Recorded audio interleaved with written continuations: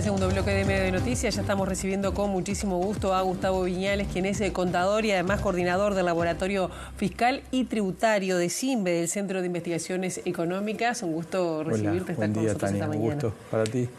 Para mí, digo, y saludos a la audiencia. No, realmente es un gusto porque además, han trabajado mucho en uno de los temas que en los últimos meses, o en las últimas semanas, capaz que ni tanto, ha dado mucho que hablar, que tiene que ver con esa posible aplicación del IVA personalizado, ¿no?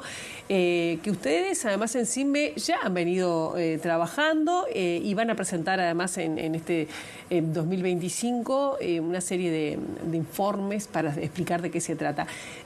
¿Cómo podrías explicar, cuál es el objetivo de implementar un impuesto, digamos, de este tipo, este cambio? ¿Cuál sería el cambio? Bien.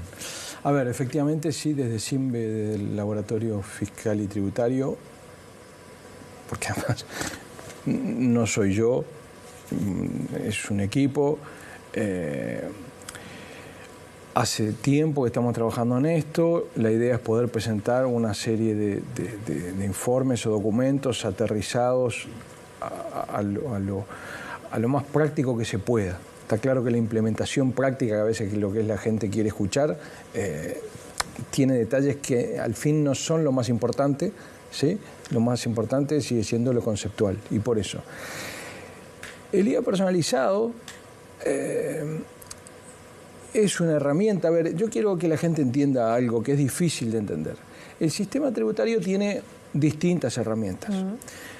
Algunas, como el IVA o el IMESI, que son impuestos al consumo, y a veces yo digo impuestos indirectos y la gente no tiene por qué entender que es indirecto. Indirecto porque finalmente los contribuyentes del IVA no somos ni tú ni yo, es la empresa que nos vende los bienes y servicios. Pero la empresa lo traslada de una manera muy simple. Tú vas a comprar algo y compras agua masiva, y el IVA lo pagaste tú, si bien el contribuyente efectivamente nombrado por la ley es quien nos vendió el agua, ¿sí? Pero es un impuesto bastante opaco. Ni tú ni yo tenemos la más remota idea cuánto pagamos de IVA o cuánto soportamos de IVA en nuestros consumos por mes. No, por mes no, pero cuando vemos la boleta veo. Bueno, a veces te fijas, a veces ni te fijas. Pero la gente no sabe, no tiene idea. Sí, cuando paga señora jubilado y paga el IAS, ve que le descontaron el IAS y dice cuánto pagué de IAS, pero no tiene la más remota idea en general cuánto terminó pagando de IVA en sus consumos. Ni siquiera saben los tipos de alícuotas, ni siquiera sabemos. Hay otros países, Estados Unidos es el caso más claro, y hoy la gente, aunque no haya ido a Estados Unidos, lo percibe en las compras que hace por internet, que compró a X dólares y cuando va a pagar es más dinero porque incluye el tax, el IVA. Claro. Entonces, es un impuesto opaco e indirecto. ¿Qué significa directo? Por ejemplo, los impuestos a la renta, el IRPF, el IAS o el impuesto a la renta de las empresas, no es tan fácil darse vuelta y trasladárselo a otro. Obviamente integra los costos de la empresa el impuesto a la renta, pero nadie nos vende un producto más impuesto a la renta, ¿sí? Sí nos venden más IVA. En Uruguay, para que la gente dimensione también, el IVA representa aproximadamente el 47-48% del total de los ingresos de la DGI. O sea, si nosotros agarramos el 100% de los ingresos de impuestos que recaba la DGI, el 47-48% es el IVA. Si le agregamos el IMESI, estamos cerca del 55%. El IRPF es apenas el 18%, y si le agrego el IAS llego al 20%. Entonces, de un lado tenemos el 55% son impuestos al consumo y apenas el 20% son impuestos directos a las rentas de las personas. Digo para dimensionar. Entonces, si uno quiere pensar el sistema tributario para hacerlo mejor, ¿y qué quiero decir hacerlo mejor? El sistema tributario debería ser, porque a veces son palabras muy técnicas, decimos, tiene que tener suficiencia, bueno, alcanzar para la recaudación total para las erogaciones del Estado. Más allá que quien define el nivel de erogaciones del gasto no es el sistema tributario, sino que va por otro lado. Pero tiene que ser suficiente. Tiene que ser eficiente, es decir, generar las menores distorsiones posibles, y por eso lo digo, porque el IVA tiene problemas de eficiencia, y tiene que tener equidad. Cuando hablamos de equidad es que guarde relación con la capacidad contributiva de las personas. Claro, acá hay mucha gente que dice, bueno, es un impuesto que si consume, se paga. Pero hay gente que lo puede... Claro, por eso yo digo, las personas... No, claro, hay gente que lo recupera por mecanismos... Sí, porque tiene empresa, entonces algunas cosas las compra bien empresa, aunque las consume personalmente. ¿Y cómo sería este cambio que sería, en principio, según lo que ustedes plantean, más justo? Iba esto de la equidad. Si nosotros, y no digo, no hablo de personas, pero hablo en términos estadísticos, ¿no? Si nosotros logramos dividir categorías por ingresos de personas y lográramos medir, que es lo que estamos trabajando, el sector entre 10, ¿no? Entre deciles que le llamamos, o si la gente quiere pasarlo más simple, de sectores de ingresos bajos, medios y altos, para hacerlo entre 3 y no complicarle la vida. Si nosotros logramos estimar los sectores de ingresos bajos, en su total de ingresos, ¿cuál es la tasa que pagaría de IVA? O sea, ¿cuál es la cantidad de IVA que paga en sus ingresos, el porcentaje, los sectores medios y los sectores altos? Esto está estudiado, no lo digo yo, hay academia profunda. Efectivamente, los sectores de menores ingresos soportan mayor carga de IVA. Claro, tiene una representación mayor del impuesto. Respecto a sus ingresos. En valores relativos, no en valores absolutos. Obvio que el que consume más paga más en términos absolutos, pero paga menos en términos relativos, en un porcentaje. ¿Por qué ocurre esto? Porque cuando hablo de ingresos, no todos nos consumimos todos los ingresos. La capacidad de ahorro se termina destinando a bienes que muchas veces no están gravados por el IVA. Por ejemplo, los inmuebles, por ejemplo, los activos financieros, por ejemplo, los viajes en el exterior. Bueno, la situación de ahorro, que tal vez en algún momento en el tiempo se transforma en consumo, pero muchas veces eso realmente genera patrimonios que se heredan en el tiempo y nunca se consumen. Entonces, cuando voy al sector de menores ingresos, no solo consume el total del 100% de sus ingresos, sino que mucha gente está endeudada, o sea que consume el 120% de los ingresos. ¿Me explico? Porque no solo consumo todo lo que ingresé, sino que pido prestado y también lo consumo. ¿Y cuál sería un corte ideal para lograr esa equidad? ¿Un corte si hablamos de quintiles o...? Bueno, ¿cuál es el punto medio?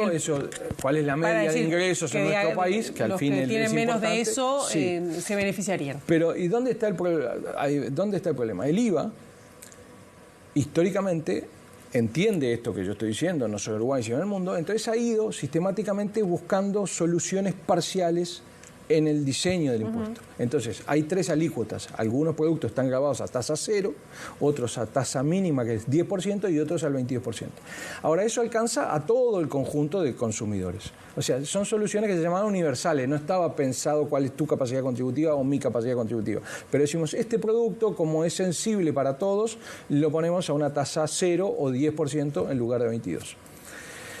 Pero además, el sistema ha ido en algunos casos buscando también soluciones en el diseño del impuesto. Por ejemplo, el transporte de pasajeros tiene un IVA mínimo, pero que en realidad se puso para permitir recuperar a las empresas el IVA compra que consumían y no trasladarlo también como un costo al costo del pasaje. Eso también pasó en la salud, eso pasa en el IVA frutas, flores y hortalizas. Entonces, si vas a comprar a la feria no tiene IVA, pero si vas al supermercado también.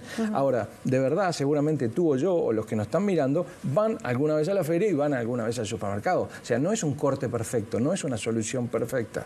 No es que los ricos van al supermercado y los pobres van a la feria. No. Seguramente todos vamos a ambos lados o vamos por distintos motivos.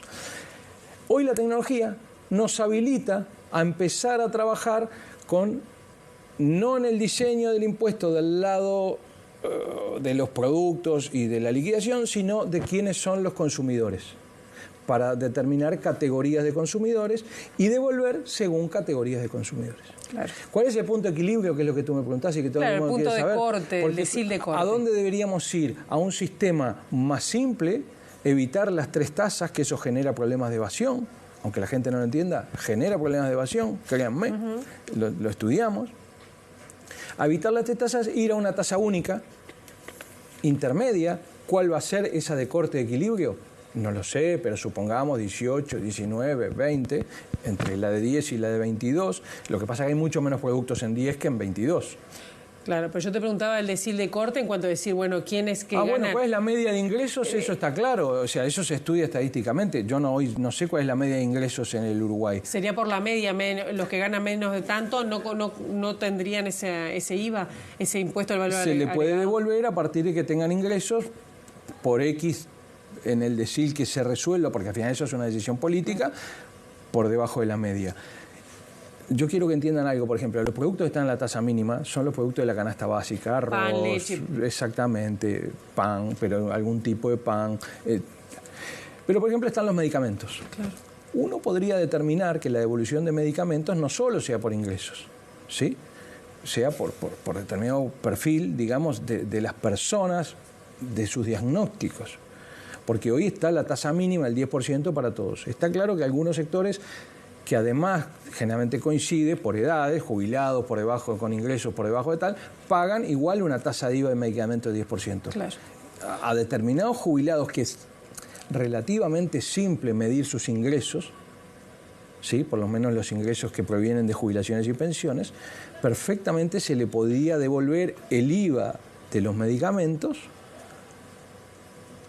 en una modalidad que ni siquiera lo tenés que bancarizar y que pague con una tarjeta, se lo podés devolver hasta en su jubilación. Eso te iba a preguntar, y con esto tenemos que ir cerrando, que se nos acaba el programa, ¿no? Pero ¿es fácil de implementar? Te pregunto por una respuesta corta, y después sería como esa devolución que teníamos del IVA cuando pagábamos con tarjeta. Bueno, nosotros así. tenemos una experiencia piloto en un IVA personalizado, que ya existía en gobierno de Frente Amplio, y este gobierno modificó la herramienta. Antes se haga con una tarjeta, Mides, y esto fueron por una aplicación en el teléfono. En cualquier caso, siempre estuvo en un plan piloto pequeño, en la órbita del Mides y para sectores de muy bajos ingresos.